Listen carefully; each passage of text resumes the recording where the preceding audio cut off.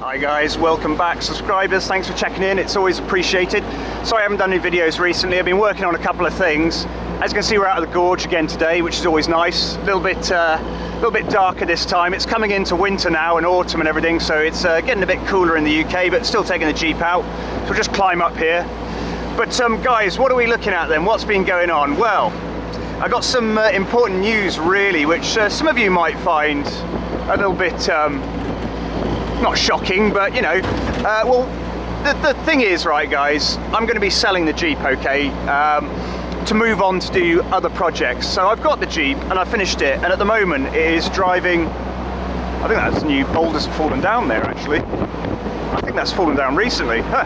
Anyway, yeah, so I've got the Jeep into a really good position at the moment. I'm really happy with it. It runs, you know, it's worn in now, so it runs really nice. It's not too tight, it's not too loose, it's got good power. You know, we're climbing up this hill, we can put power on and everything like that. It's working really nicely, okay, so I'm very happy with it. So that's a nice position to be at, you know, and you guys would say, well, now's the time to get the most of enjoying out of it, you know, take it out, enjoy it, enjoy the fruits of your labour. Yeah, that's good. I've been doing that for a while, I've enjoyed myself, it's all good. But the problem with me is, as you guys probably know, is that I'm really a restorer. I enjoy restoring things, you know, I need things to work on and things to play with, and having a Jeep was a really good part of that, okay? It gave me something to work on, to work towards, and now the Jeep's completed, I can play with other things, but you know, I'm always thinking, well, I'd like to move on to something next, what's next?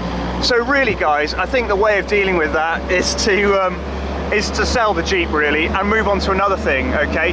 So the other day I went up to the Peak District to look at another Jeep to buy, and I met Tim, who's got, he imports Jeeps and he brings them into the UK, and he's got a load up there and he had a nice MB to look at, and I thought, well, I'll sell the Jeep and I'll buy this MB at half the price of the Jeep and work on that, and that'll give me something to work at. So I went up there to have a look at that, so let's have a look at that now then. Hey guys, how's it going? Well, welcome to the Peak District in the UK. I've driven miles and miles from Somerset to get out here. It's taken a lot longer than I anticipated. It's going to be a lot longer till I get back. And I came out today, guys, to look at an MB, and this is it here, with a view to buy it. Now, it's a very interesting original MB. I'm going to say from the off that it's not for me. It's not as good as I thought. I'd read online about this one and people had said it was, you know, practically perfect, but it's a full resto still, you know, no matter what happens, you know, no matter how straight it is, it's going to be a full resto at the end of the day, so it's not just an easy job, guys. But this is an interesting one. It is pretty untouched, really, guys. We got welting on the top, straps, hood's nice and straight, missing the lubrication chart, unfortunately, missing the grease gun bracket, but inside there are cool details like filtering capacitors there. Can you see the capacitor on the starter motor with the cables? It's got filtering capacitors on the regulator with the rubber. It's missing the firewall mounted fuel strainer because it's a late war one. Had a deep mud exhaust fitted, although that's all messed up now, but it had a deep mud exhaust which went down here. Wiring is mostly original, straight fenders which are good, and then the EC marked bolts and things like that. This fender has never been off by the looks of it. It's got all the washers and everything. If you come down to it, you can see the toothed washers, and then underneath, guys, you look down here, we can see things like, can you see the welting and the bolts, how there's welting underneath it, so it doesn't look like the tub or the fenders have been off this ever. There's not a huge amount of rust in it, only a little bit. This area here, this hat channel is rusted out. It has this enclosure on it which has kept the rain out of it, so it's pretty good, you know. It won't take a huge amount of work for somebody to get sorted, but it's not all rusted out, which is good, but there is rust in there. You're gonna have to do some work to it. And then down here we got strengthening bolts, the original